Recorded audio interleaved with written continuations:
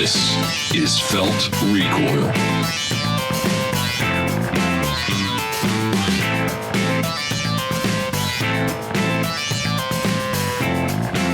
Well then, good evening, Mr. Hulon. What's up, buddy? How are you? Fantastic. How was your Christmas? It was good. You came rolling in with all these amazing toys. Let's talk about this rifle that as soon as I saw, we had to put the picture on Instagram. So it's up. If you go to Instagram and search out Felt Recoil, you can find it there. What exactly is this monstrosity you're holding? Albeit, by the way, beautiful monstrosity. What exactly is it I'm looking at? This is a Lee Enfield, chambered in 303 British. This actually belongs to a friend of mine, goes by the name of Jake. So he's letting me borrow it, and it's a pretty cool rifle.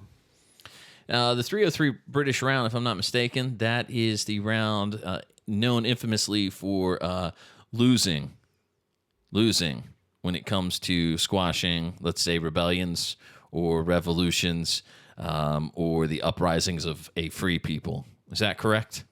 Is that the same caliber? Yeah, they would have called it 303 American if it were actually worth anything, I guess. Well, yeah, we don't label ours American. We're, I think, the only country that doesn't do that. We could. Well, we just win, and then everybody starts using it. That's a good point. It's not like there's 556 American. It's just it's 556. I got nothing. I can't argue it. 300 blackout American? No, 300 blackout. All right, we're knocking on doors in Afghanistan with 300 blackout SBRs. I think those guys are like, oh, I hope it's not that American round they're bringing in there. No, they know. Legitimately, though, it's probably one of the prettiest rifles I've seen in a very long time. Almost matches the couch in my office where we sit and record each week, which is kind of cool for me.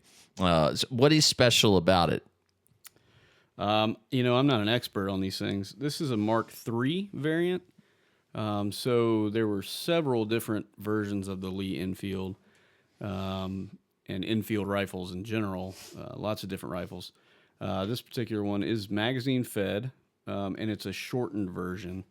So maybe the carbine of its day, I don't really know though. So if you're out there, you're listening to this, and you do know a little bit about these, feel free to jump on Instagram and educate us. Yeah, put it in the comments. I think we kind of ran down everything we learned in the Instagram post as far as caliber and years of use and service in the British military. But at the end of the day, it's a 100-year-old rifle, roundabout. It's just kind of cool to see and look and learn the history of it. It's funny that I have a SOCOM 16, which I believe, is that what you have now? Or did you sell your Scout and move to a SOCOM? Is that how that worked? SOCOM, yep. Okay. It looks somewhat similar to a SOCOM 16 if you've ever seen it. The action looks the same. The charging handle, well, no, it's a bolt action rifle, I guess, but just the body, the chassis of it, obviously the M1 being the father of the lock, stock, and barrel style gun makes you think maybe they're all working on the same idea here, but beautiful. Definitely some borrowed ideas along the way. Beautiful, no doubt. One other toy to talk about, and then we'll get into a few Christmas whatnots. So that's your buddy's that he's trying to sell, and he handed it off to you, kind of like a you sell this for me type. That rifle is on consignment right now. That's right. Yep.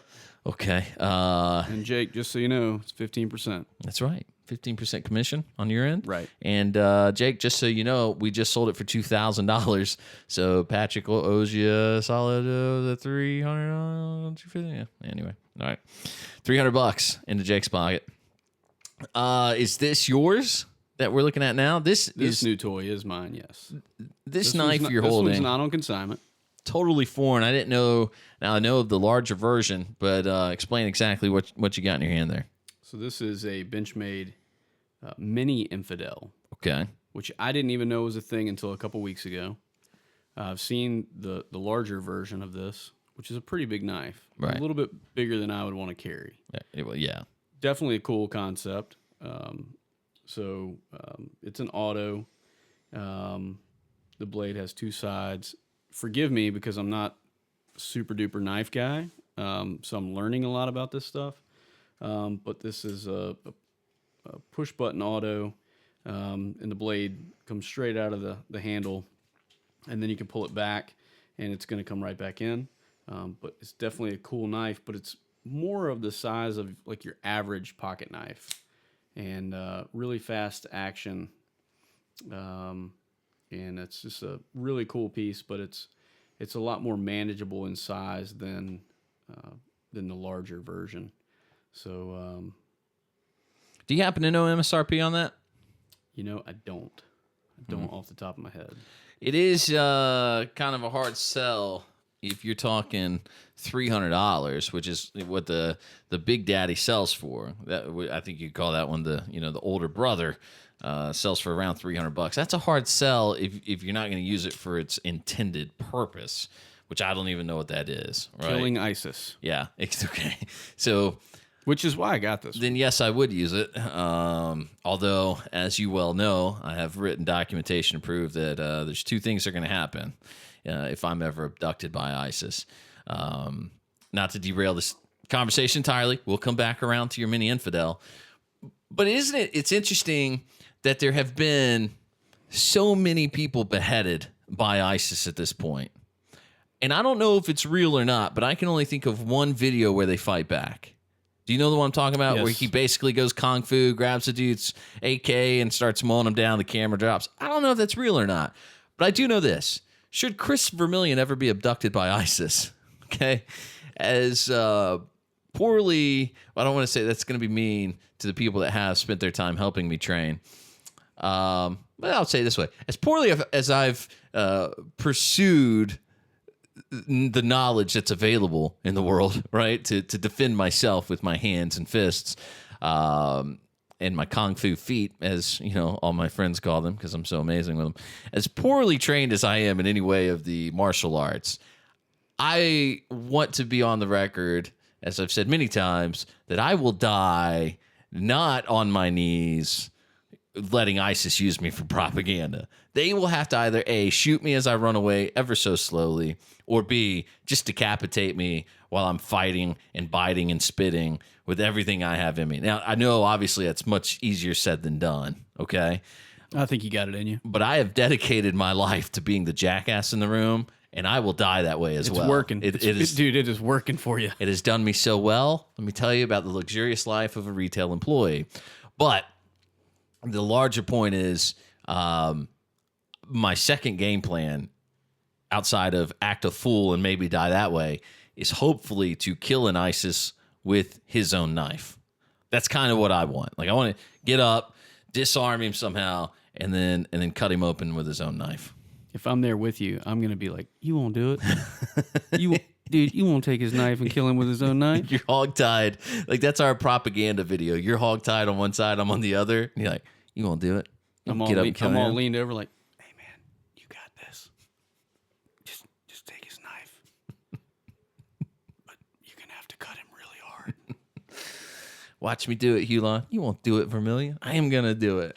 They're all like, "Snack bar, shut up. What are you talking about?" That kind of stuff. Right. Anyway. Aloha. All right. So all that to say, the $300 infidel is a hard sell. I wonder if that one makes more sense, because that could be part of your EDC. You could kind of throw that. And it's not really something you throw in your pocket, though. That has to clip to something, right? Because this, if you don't know, we have video of Patrick playing with it. It's up. Go to facebook.com/Felt Recoil Show and see that video. But so the best way to explain it without being able to see it is you basically have a matte black aluminum body, at least that's what it feels like, Yep. and then kind of a raised silver-colored aluminum lever with some ridging, and you press those ridges forward, and when you press forward, the blade shoots out, and when you pull rearward, the blade goes home.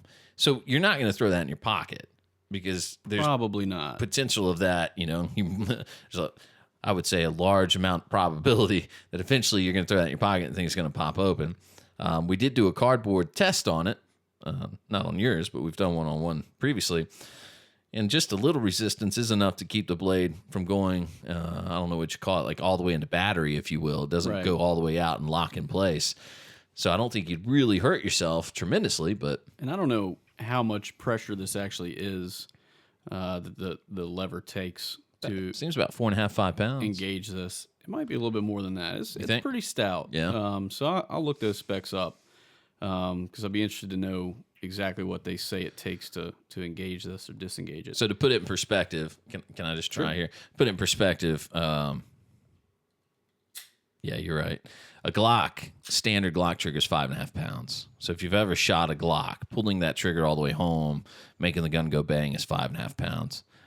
You know, I feel stupid, but just for the sake of taking it back and not being on the record, that's got to be double that at least, I'd say. Yeah, it's probably 10 or 11 pounds easy. I'm sorry I lied, everybody.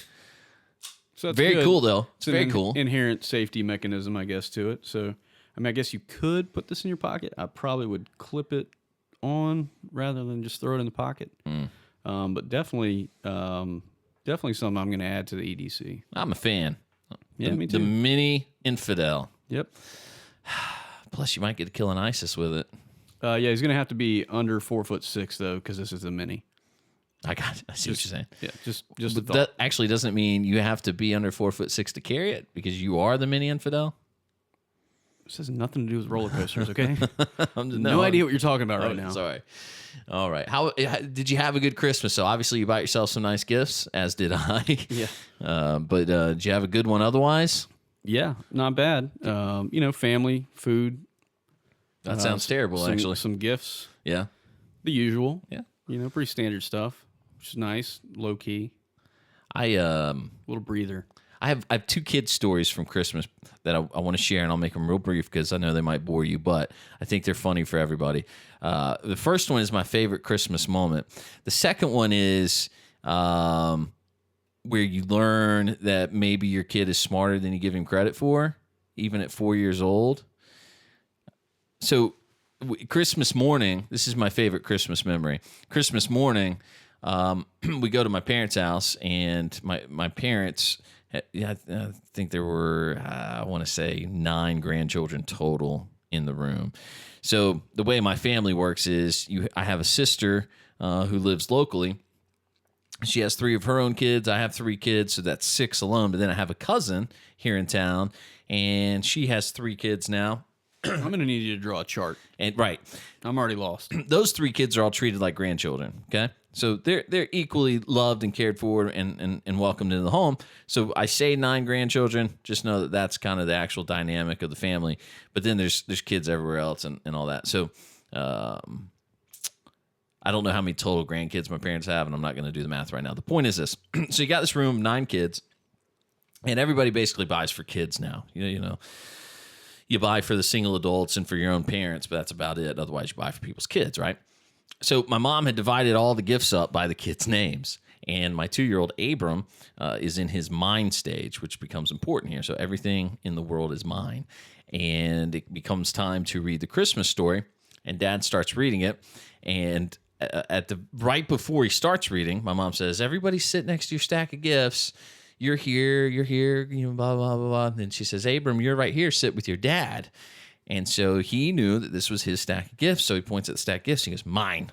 And I said, "Okay, hey, buddy, we're trying to break the cycle, obviously. Hey, we don't say mine. We don't say mine." He goes, "Mine." And and I'm not over exaggerating. He goes in this like demon voice of "mine."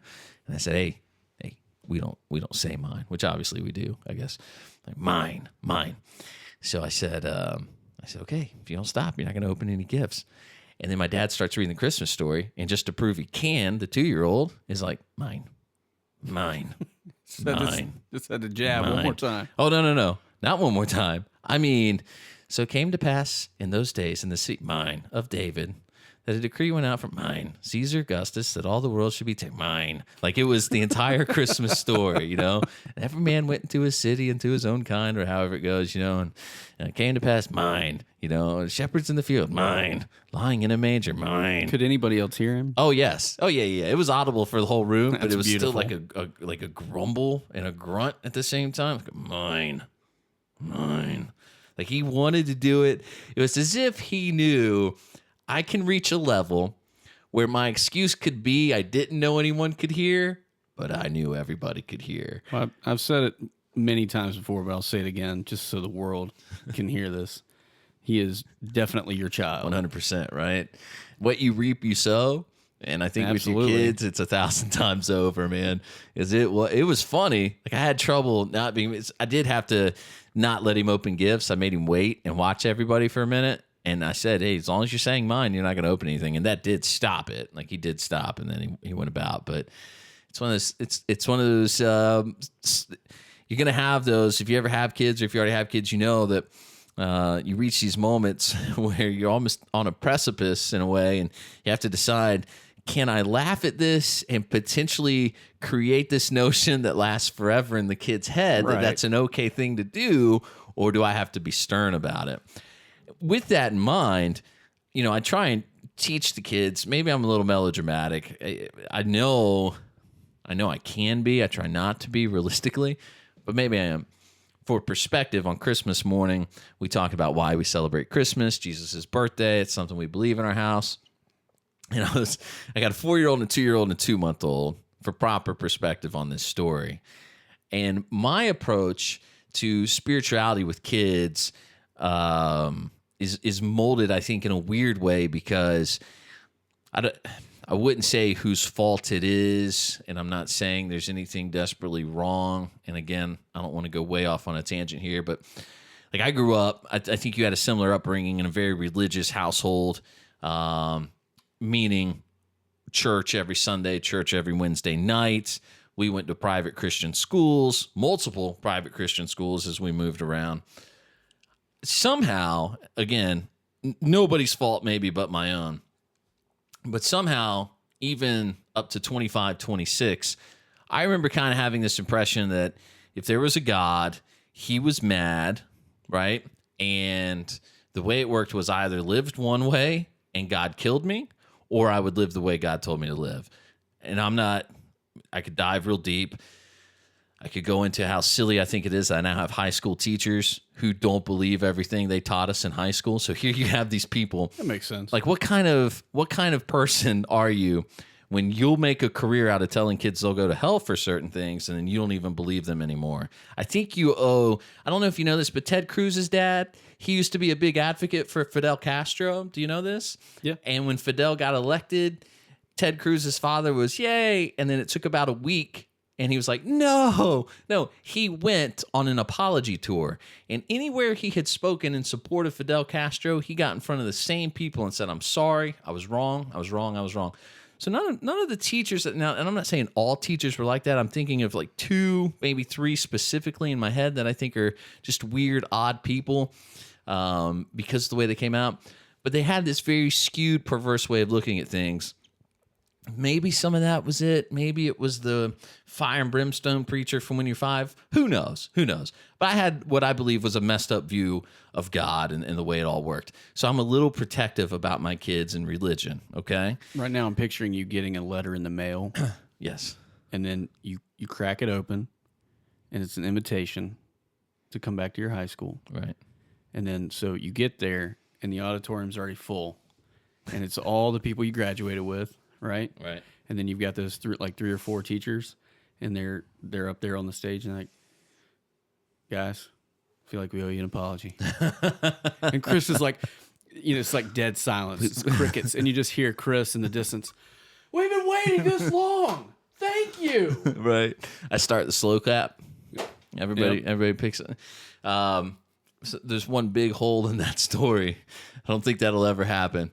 My high school was weird enough that when we graduated, we had a mandatory graduation rehearsal where Dr. Fisher, who would definitely be one of the people on my list of just messed up individuals who shouldn't be working in the education field and is still at that high school.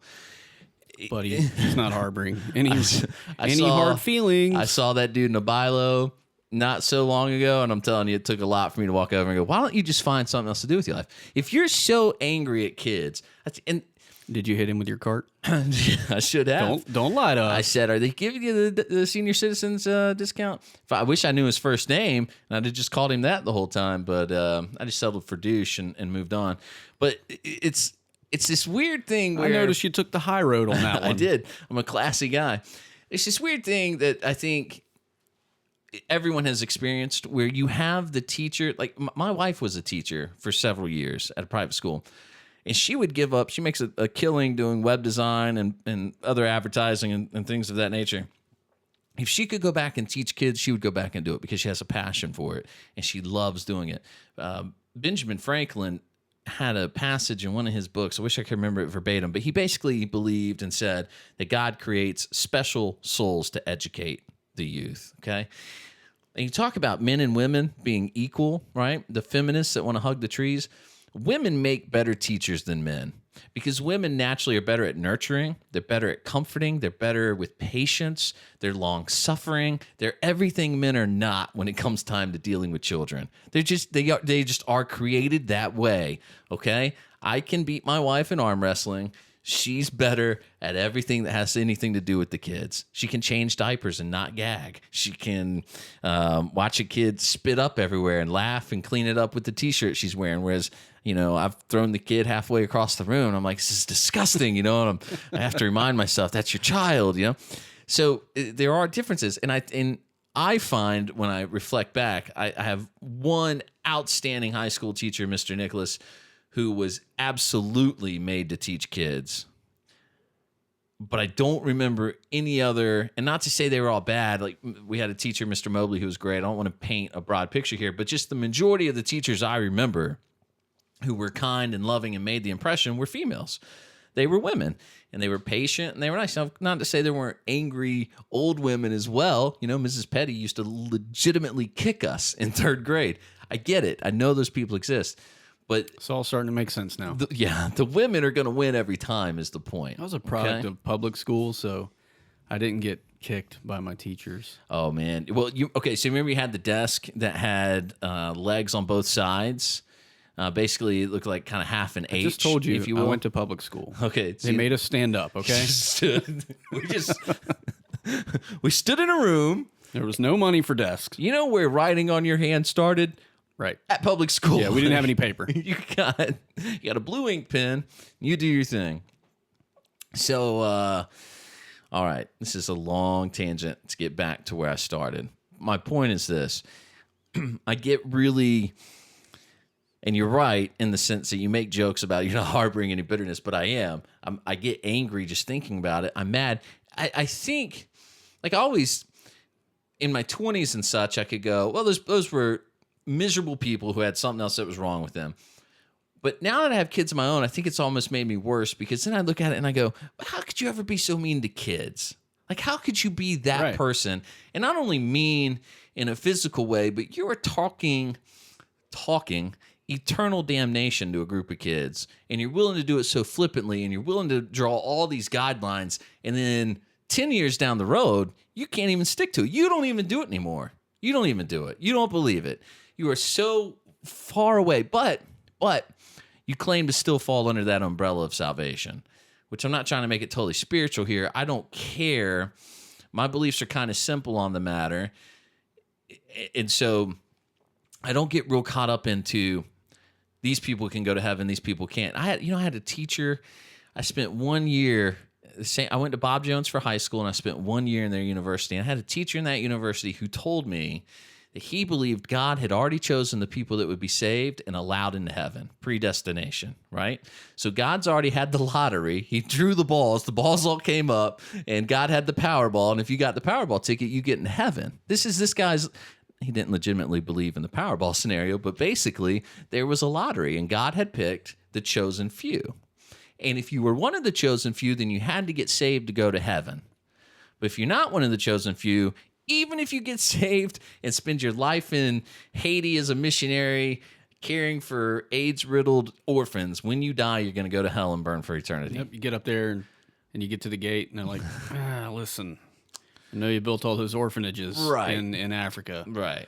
But you're not on the list. In what world ever, and I know you could make the argument, well, God is infinite and you'll never understand him, but explain to me how a God could exist who Jeffrey Dahmer is in line behind the nun from Haiti, and the nun says, well, I lived a good life. I gave everything I got. And God goes, yeah, but you weren't on the list. Like, you weren't on the list. So if you'll step right over here, and then Jeffrey Dahmer steps up, and God's like, you really kind of blew those last 10 years you had there, Jeffrey. What happened? And he's like, yeah, sorry about that. And then God would say, yeah, but you know what? You prayed that prayer when you were 6 years old and you were already on the list when you did that. Predestination is on your side. You come on in, you Riley rascal. And Jeffrey Dahmer saunters in past the nun. I'm not saying it's about works. I know theologically people get worked up over that. My point is the predestination thing is such garbage, in my opinion. And there was a professor there who believed that, who would tell students, you're only going to heaven if God has already said you can. So what was the point? That's my question. What's the point? Why am I here? Why am I not allowed to listen to music I enjoy? Why am I not allowed to go to the movies? You name everything else that school had outlawed at the time. What does tucking a collared shirt into my pants do for me? If Apparently it gets you on the list. Hello. Yeah, maybe. Is your hair within 2 finger widths of your eyebrow? It's not. Guess who's getting through the gates? That was a legit thing. They had hair check, and anyway, from what I've heard, for the record, that place has made major reforms, and they're doing it right nowadays. In fact, I saw... And now they call it Shawshank. Right? That's what they should have called it. In fact, I saw a group of kids from my old school downtown, and I thought, well, they don't go to school there. Look at them. I thought that in my head. And then I thought, I hope they do, because that was the problem, was it was such a stigma. You were such a weirdo and an outcast if you went there. And I know there's arguments to be made. I've heard them all before. My point is, this is really long, but my point is that all of that I think is important to understand, and I get real protective over the kids. Our 4-year-old has somehow learned recently, and I don't know how, that we do die, okay? Obviously, that's an inevitable thing to come up, but he's somehow heard about heaven and going to heaven, and he was telling my wife he doesn't want to go because in his mind, that just means... like, you're not mom and dad anymore. It's not heaven to him. Right. It's not mom and dad. By the way, I mentioned Dr. Fisher earlier. I do remember legitimately being in an office with him and telling him if he was the type of people in heaven. I didn't want to go. Okay, Nice. This kind of guy this was. That probably did not get him worked up real at class all. act. Real class act. I'd fight him in the octagon, give him the chance. Even he's probably using a walker today, and I would still take the challenge. My phone? Where's my phone? I gotta look this guy up. So here's the point. Bet me I won't make it happen. Issue the challenge. Money goes to charity. The charity is the Kris Vermillion Fights You Fund. I just set up a GoFundMe. We're making that happen. Perfect. We're gonna. I don't know how much an octagon costs to rent, but we're doing it. With the people we know, we probably get one for free. Let's do it at North American Rescue on top of their Connex box that they train on. You know what I'm talking about? Sure. Let's do it up there. Okay. No ropes or anything except the one you can hang off and rappel down. Yeah. But I don't want any borders. We just get up there and fight it out. We'll blast some Metallica, roll the smoke machine, just like training day over there. I'm in love with this already. Perfect. So I get a little protective over the kids is what I feel like I've given you appropriate context to. I felt like my head got a little messed up. Whose fault it is, who knows? I want to be real clear. I'm not blaming Bob Jones. I'm not blaming anybody in particular. I'm going to sit you down on the couch here in a minute. Yeah. I'm going to let you lay down. I'm just going to sit over here in this chair, and I'm just going to take some notes, and we're going to go ahead and get all those names. Mm-hmm. And we'll go ahead and we'll line up a series of octagon fights. How's that sound? It would be interesting to go back and ask those people if they believe things the way I perceived that they believed them. Does that make sense? Sure. Ask them if that was the intended seed to be planted. Because here's another. I don't want to get too lost in talking about my high school days because I think it's a little silly, but I remember a guy named Mr. Anderson preaching after Princess Diana died. And telling the room full of, again, high school kids. I put these people, and I know maybe their intentions are really good because they firmly believe that if you're 15 and you're listening to rock music and you plow into a tree with your car, you die and go to hell. That's what these people believe. And I remember him preaching after Princess Diana died, and he said... you are so old, by the way. Yeah, absolutely. 35. And he says, if you think hell is bad, Princess Diana's been there 3 days. Okay, that was his snarky comment to scare us all straight. Went to the next class, and I made a snarky comment about Jesus preaching the sermon. And my teacher was like, excuse me? I was like, yeah, that was cool. Jesus preached in chapel today because he's the only one who knows where Princess Diana went when she died. Okay? Not Dude Anderson. Jesus. So apparently Jesus gave the message. Of course, I get the lecture. We'll go give him the lecture. He deserves it. He's the one that needs to hear the kids aren't receiving this in the way he thinks they are. I didn't run away and go, you know what, I want to go to hell with Princess Diana. You know what, with helping the orphans and hugging AIDS victims. I don't want to be with her for eternity, you know? But his perception of her was she was some sort of floozy alcoholic, you know, running around, and none of her good works mattered because, you know, she didn't preach the gospel the way he saw it. I don't think that's a fair perception of her. So I'm saying this to say maybe my perception of his beliefs are wrong because he said one thing and that's what I happen to remember. So to criticize myself there, it would be interesting to sit down with those people and go, 20 years out now, you know, is your head still screwed on so loosely, or did you tighten it down at any point, or was I just wrong the entire time? And that's nowhere near what you believe. So do we do that interview before or after the octagon battle? Right after. Okay. Like, as we're sweating it out, you know, and bleeding from every orifice and all that. Yeah, absolutely. I think that'll be great. We should probably see about getting pay-per-view or something on that. I'm actually really excited about it now. I wasn't before. All right, so all that may be completely inconsequential where I was going, but I kind of guard my kids a little bit on the spiritual aspect because I do think that there's a level of innocence that spirituality robs you of, because suddenly you do deal with your own mortality, you deal with the idea of life and death.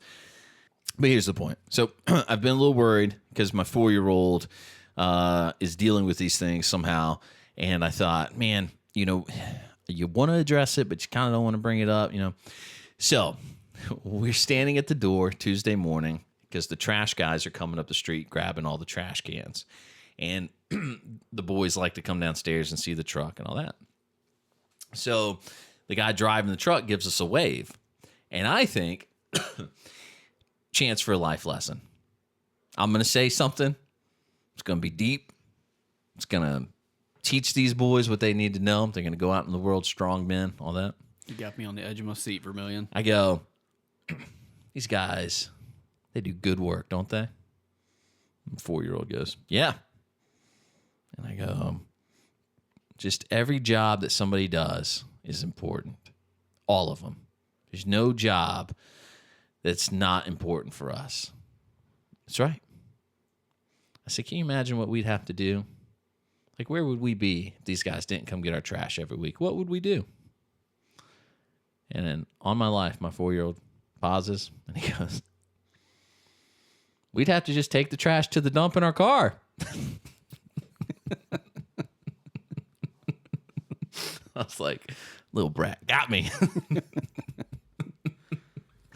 So I tell you that to say that, A, that was a really good thing, but B, it was kind of like, you know, he's going to be all right. Like, he's got one thing he's dealing with, and maybe in my own experiences, I blew that out of proportion and I made more of a deal out of that whole spiritual mess in my head than I should have, but I think he's got his head on straight. We're going to be all right. All right, enough about the kids. Let's go government. So we talked religion. Now let's talk politics. And I think this is an exciting story. Wait, real quick. Didn't we talk last time about the guy in the wheelchair? Did we talk about that last week? I can't remember if we made it because Jake Odom, I mean, you get Jake Odom going, man. I know, chatty Cathy over there. I tell you what, I got a big dog. Mm-hmm. Just on and on. What are you compensating for? Makes you wonder if we should have had the Toyota of Greer guy on, because he only talks when the wind blows and we're in a room, so he'd have stayed quiet. Just kidding. Jake was a good time, but I had it on the docket to talk about that crazy video. If you've seen it, you'll know what I'm talking about. If you haven't, you can go to facebook.com/Felt Recoil Show. See the video of the guy in the wheelchair during the moving exercise. It's a line of shooters moving forward. If you know what I'm talking about, then you'll understand. I do just want to say this, and we'll move on, that it was confirmed that incident occurred at James Yeager's Tactical Response Training, whatever their class is called. As soon as I got to that part in the article, I just quit reading because that told me everything I needed to know. because that guy is the ultimate jackass of the firearms community, as far as I'm concerned. He's very, it's funny because there's one thing I really like about James Yeager, and I will defend him on wholeheartedly, and that is the fact that he says he's very approachable. He makes it very well known, if you watch any of his YouTube videos, that he wants you to come up and say, hey, that you're not bothering him, that he exists because you're willing to engage him. And I like that about him. Now, I did take a Travis Haley class. Okay, hate to bring it up again. You were there, Hulon. I was. So you can vouch for the fact that, in my mind, I had made Travis Haley into this huge rock star, which I still believe he is. I firmly believe, again, that he changed my life. He absolutely fundamentally changed the way I approach a lot of things with the way I think. He was an advocate for the book, The Power of Habit, and I think reading that book changed me even more in the way I approach doing things. I've read it twice, front to back. So my point is this. Despite... I've read it 3 times. Oh, well, I'm currently reading it the third and fourth. I'm reading every word twice. Thought we were one-upping each other.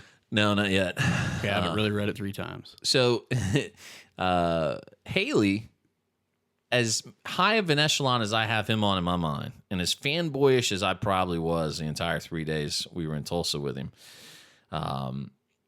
he was absolutely the most approachable, personable guy I could imagine.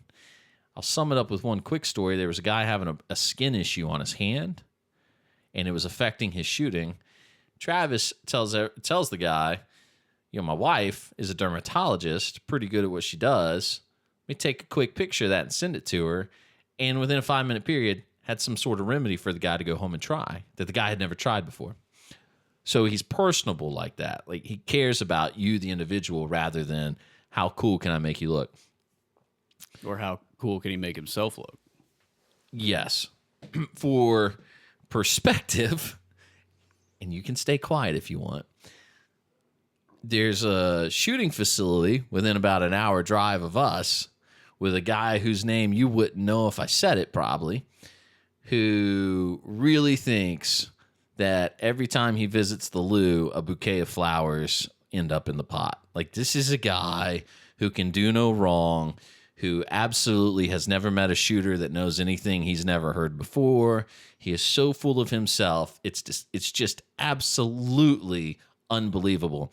And I remember the first time I met him, a guy apologized for how rude he was. Hey, I'm sorry that guy's so rude. I was like, I don't care. It doesn't affect me. Like, he can be as rude as he wants. It's right. No sweat off my back. And he goes, well, he was a Marine. And I was like, right. So was Travis Haley. And I'm going to tell you something. Travis Haley would never say this, okay? And this is probably counter to everything he teaches you.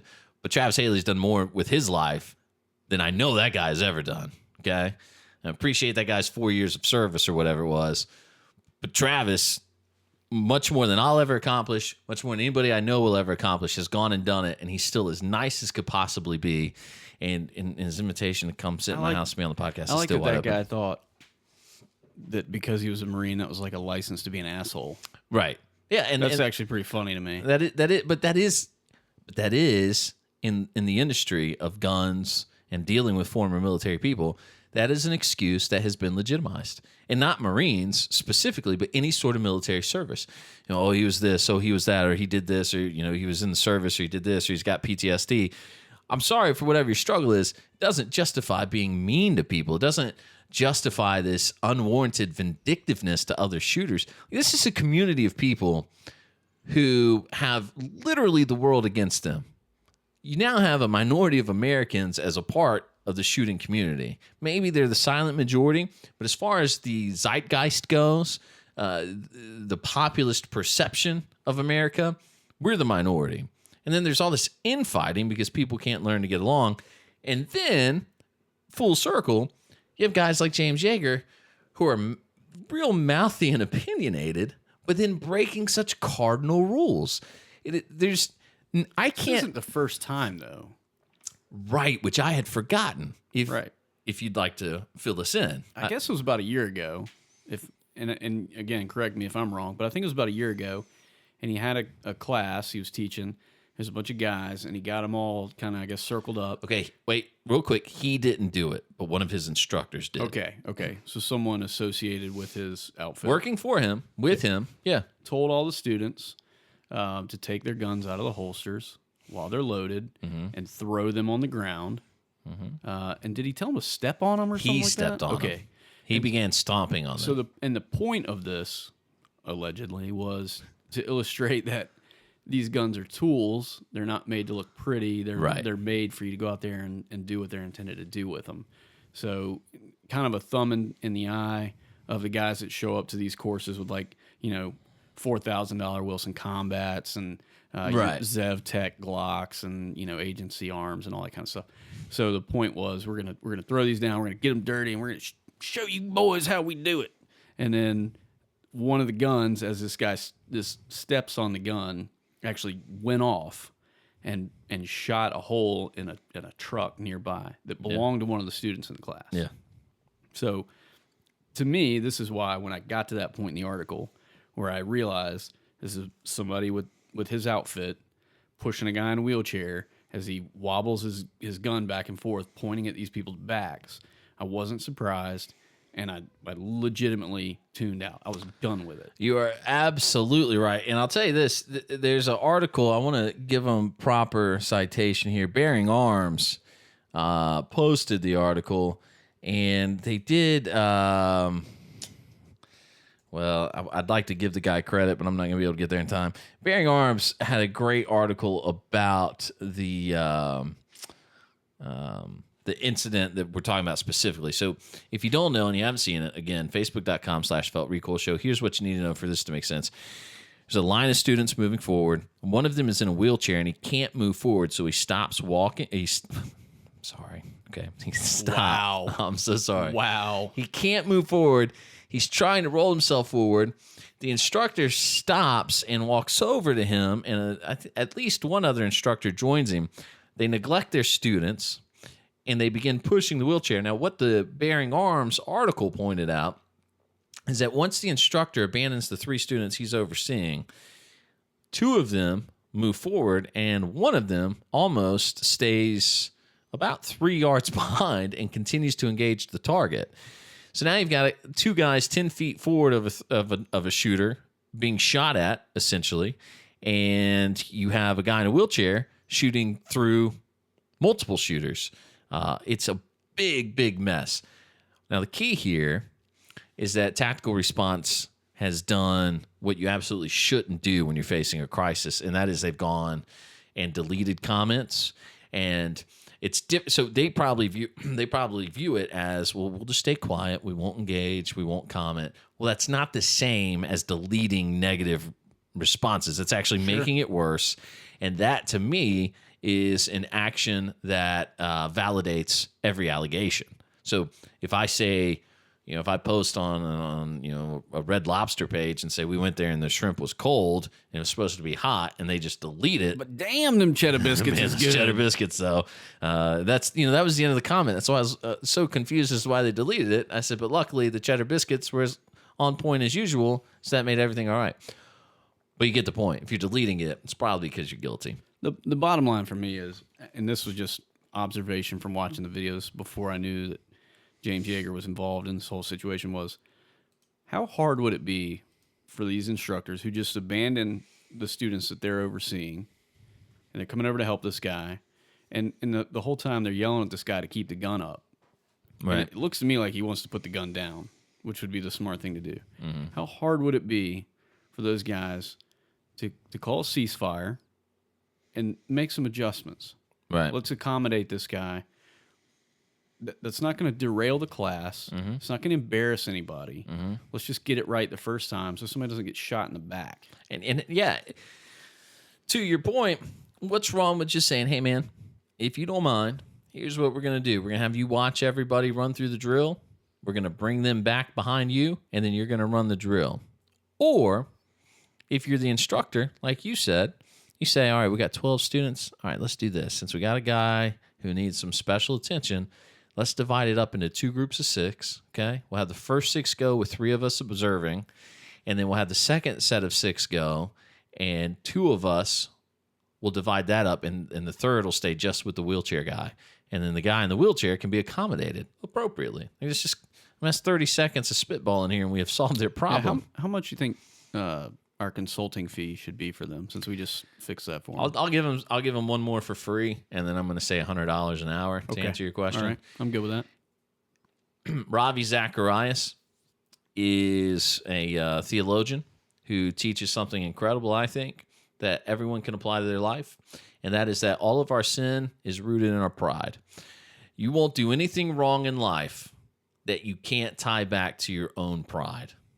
Lying, theft, whatever it is, okay? It all goes back to you caring about you too much. That is the problem of tactical response. Get over the ego. If you can swallow your pride and you can admit that you're not the best in the room at everything, okay, you will live such a more fulfilled and happy life than what you're doing now. Wake up feeling empty. Exactly. It is exactly right. That's a reference to something Travis Haley teaches in his class. Wake up every day feeling empty, ready to learn something new, and you'll be that much better every single day. Baby steps, right? There's so much ego in the industry anyway. There's so much ego. Everybody has to be right about everything. I'll tell you, if you think that's me exaggerating, go stand in a gun store for a day. Go spend, I would bet, within 3 hours inside any gun store in the U.S., you could witness the typical guy that comes in. Within 3 hours, you've met the best shooter in the world at least 10 times. At least. With his 17 HMR Marlin only. With a Woodstock and bull barrel. I don't know why you don't do anything else, except that you're an idiot, you know? You're going to meet that guy. And then you're going to meet the guy who goes in to ask what machine they use to rifle the barrel because he happened to have read an article last night and wants to show the guy behind the counter that he knows better than that guy does, right? But you can apply that to any industry. You can apply it to anything else you do in your life. Those people exist, and they're rooted in their own pride. Their entire attention span is dedicated to how can I make sure I'm the coolest dude in the room at any given time. You know, if you're the smartest guy in the room, you're in the wrong room, right? You need to leave that room and find other people. That's why you surround yourself with people that push you to be better and build you into a better person. And those guys aren't doing it. And the last point I would make on this topic is that if you go to bearingarms.com and find their article on this, they posted a fanboy response that is absolutely unbelievable. We'll link to the article at facebook.com/Felt Recoil Show. Just go there and click the link. You'll see everything we've been talking about if you haven't already seen it. Get rid of your pride, swallow it, and get rid of your ego. And I'm going to tell you something. You'll become a better shooter. You'll become a better person overall. I think that's 100%. I agree. So here's where we were going, by the way. Into politics here in Nevada. I don't know if you know this. Jim Fuller and Rifle Dynamics are based out of Nevada, right? I think they're in Las Vegas specifically. And you might be able to better explain who Mr. Fuller is. He's basically the godfather of the AK. If you're in the gun industry and you want something AK-wise, Fuller's your man, right? Yeah, I mean, he's making, I would venture to say, the most quality American-made AKs on the market these days. Safe to say, he is the industry standard. Rifles for which people will pay thousands of dollars, sure, and get in line and wait to pay. It's different, it's different when you can walk up and buy a $3,000 rifle than I have to give you $3,000 and wait for you to build it. Happy to do that. That speaks volumes for the high caliber of work this guy does. By the way, quick side note, talk about accessibility. Here's a dude that if you can make it to him, will most likely talk to you. Seems like a real legit cool guy. So he posted a while back after Nevada passed a law saying all gun sales, private and licensed, will now have to be checked through the NICS system. If you don't know, when you buy a gun, a licensed dealer in all 50 states, a licensed dealer is required to run you through the FBI's criminal background check system, which the acronym is NICS. It's like the National, what is it? National Instant check system, criminal guess so, background check system, something like that. NICS. So the point is this. Nevada passes this law. Mr. Fuller, obviously not happy with it. It's anti-Second Amendment, obviously. It's cliche, but here's what I think you can do that is smart.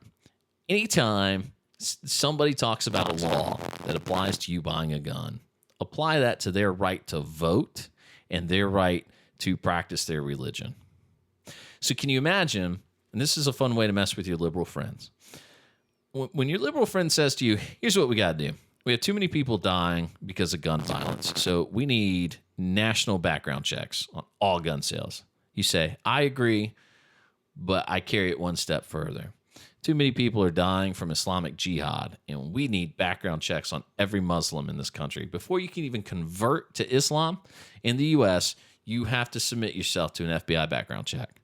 Watch how fast their head explodes, right? And their mouth drops open, and they say, what is the difference? What's the difference? The Supreme Court has already said numerous times, you have an individual right to keep and bear arms, right? Within your home, it's undisputed. Carrying it out in public, fine. Have your arguments on either side. I get it. But within my home, to protect myself and my family, there is... When I leave here, I'm going to Starbucks with that Enfield over my Oh, really? shoulder. Like the guys in Washington? Yep, just to absolutely. prove a point? Well, Open yeah. carry.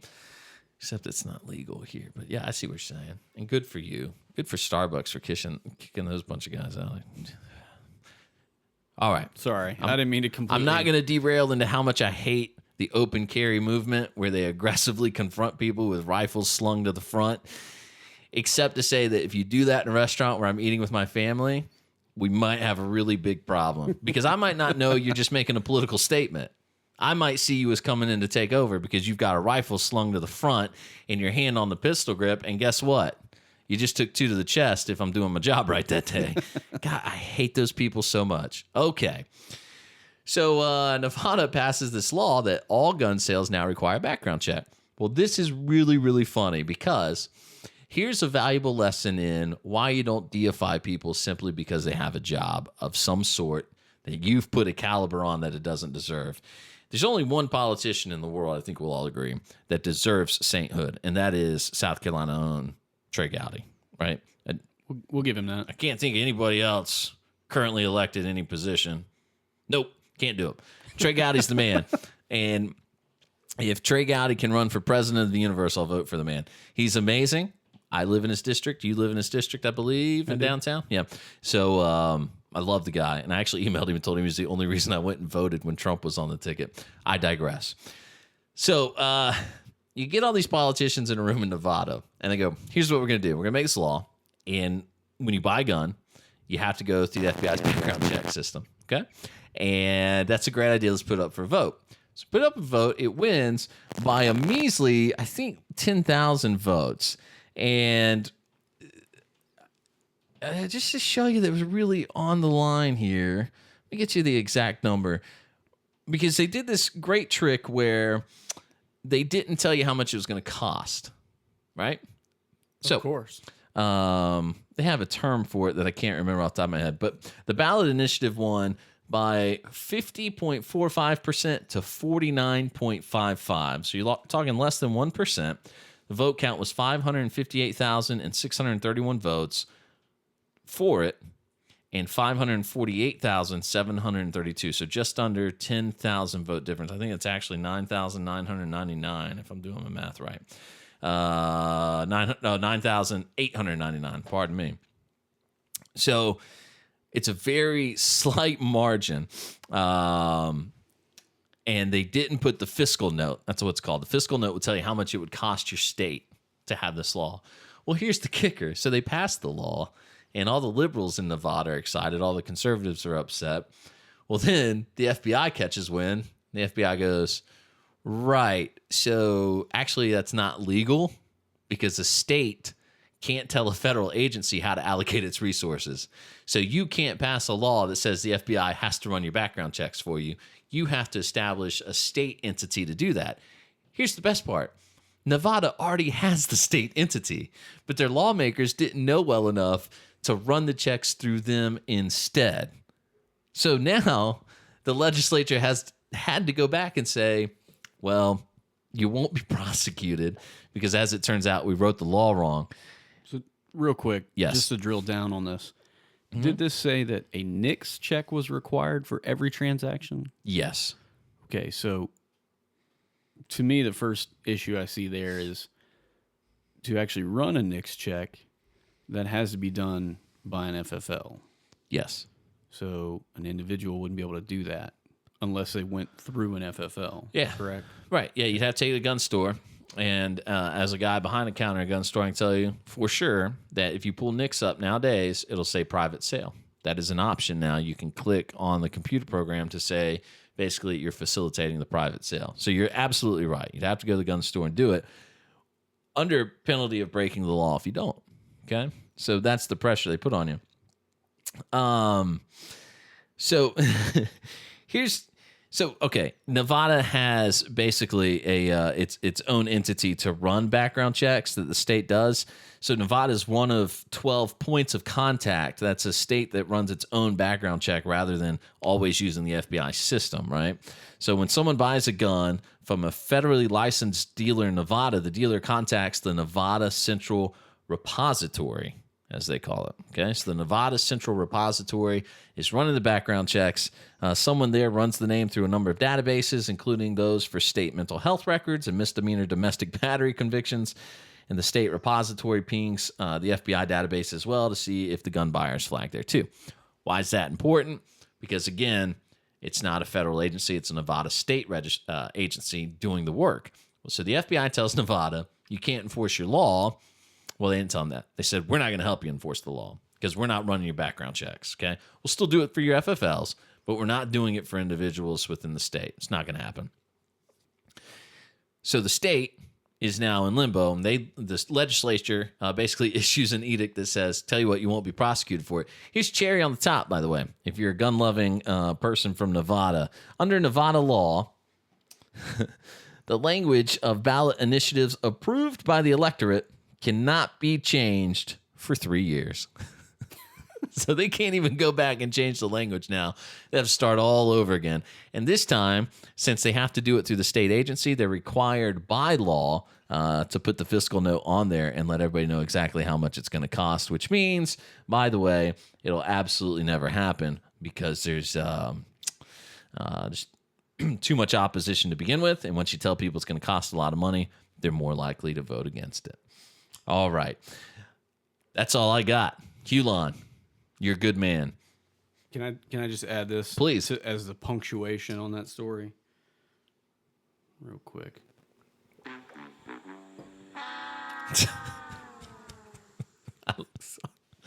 That's all I could think to add. I love our high-tech sound effects. If you like what you heard, make sure you subscribe. Look for Felt Recoil in the iTunes podcast section. Find us on Facebook, facebook.com/Felt Recoil Show.